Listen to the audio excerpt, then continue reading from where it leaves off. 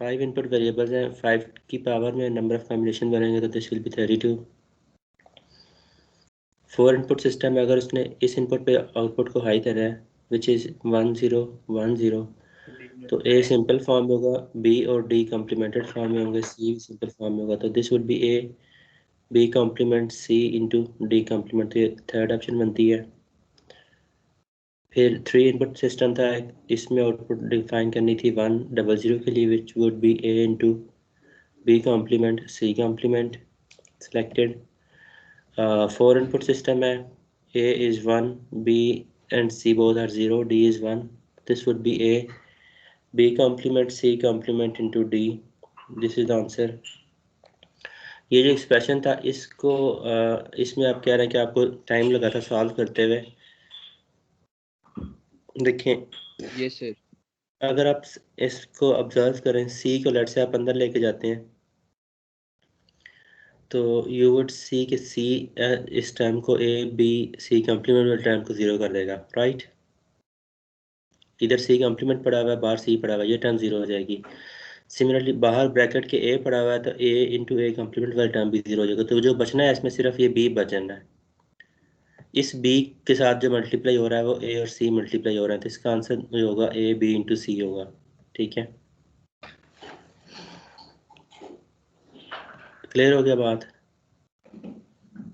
A into A complement 0 होता है, similarly C into C complement 0 होता है, तो ये वाली टर्म सी बाहर सी की वजह से 0 हो जाएगी, और जो ये वाली टर्म है ये बाहर ए की वजह से 0 हो जाएगी। It is pretty much equivalent to कि ए इंटू सी बाहर है, ए सी को आप इकट्ठा अज्यूम कर लो यहाँ पे कि एक ही ब्रैकेट में दोनों साथ साथ लिखे हुए हैं, तो this would be easier to comprehend.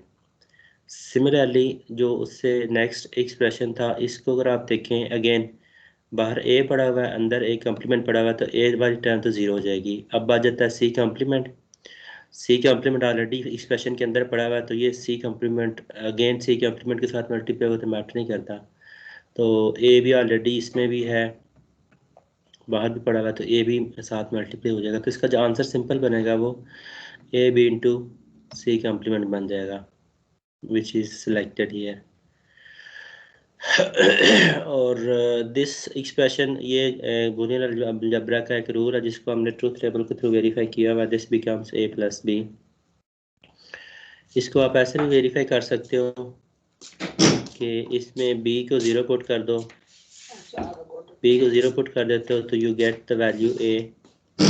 यहाँ पे आप इन एक्सप्रेशन में बी की वैल्यू 0 पुट करो तो आप देख लो ए कहाँ पे मिलता है आपको, यहाँ पे मिलता है, यहाँ पे भी मिलता है।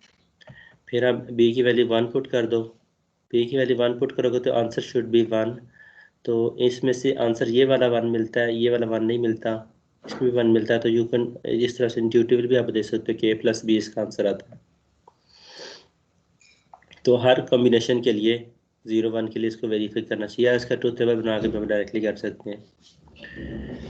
और क्वेश्चन नंबर 8 जो था इसमें करना यह था कि लो आउटपुट वाली मिनटर्म्स को लिखना था, जो वहाँ पे आउटपुट 0 है तो वो पहला और लास्ट वाला बनता है।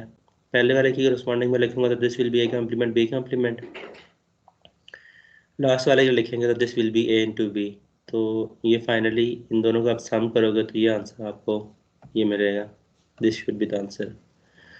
फिर के मैप वाले 2 क्वेश्चंस थे कि अगर ये 3 इनपुट वेरिएबल का के मैप गिवन हो तो इसके एक्सप्रेशन क्या होंगे, तो एक 4 का पेयर ये बनता है, इसके 4 के पेयर को अगर हम देखें तो हमें बी मिलेगा, और फिर ये वाला एक 1 बच जाता है, इसको हम इसके साथ अगर पेयर आउट करते हैं तो यहाँ से ए मिलता है, सी ए सी कॉम्प्लीमेंट मिलेगा, तो बी प्लस ए सी कॉम्प्लीमेंट इसका आंसर आता है। सिमिलरली लास्ट वन में 4 4 के 2 पेयर बनेंगे, ये 2 वाले 1 जो ऊपर वाले हैं इनको आप लास्ट वाले 2 1s के साथ मिला लेते हो, तो जब ऊपर वाले 2 1s लास्ट वाले 2 1s के साथ मिलाते हो तो बी कॉम्प्लीमेंट मिलता है, जो ये जब ये वाले 4 1 मिलाते हो तो आपको ए मिलता है, तो A plus B complement should be the answer. अगर बच्चे ने कोई डिफरेंट आंसर चूज़ किया हो तो उसका आंसर 0 होगा, जैसे यहाँ पे 0 लिखा हुआ आ रहा है। जो करेक्ट ऑप्शन अगर चूज़ हुई हैं तो उसके सामने 1 लिखा हुआ आता है, अदरवाइज यहाँ पे 0 लिखा हुआ आता है। जैसे इस केस में बच्चे ने ये गलत ऑप्शन चूज किया, तो answer was A + B complement.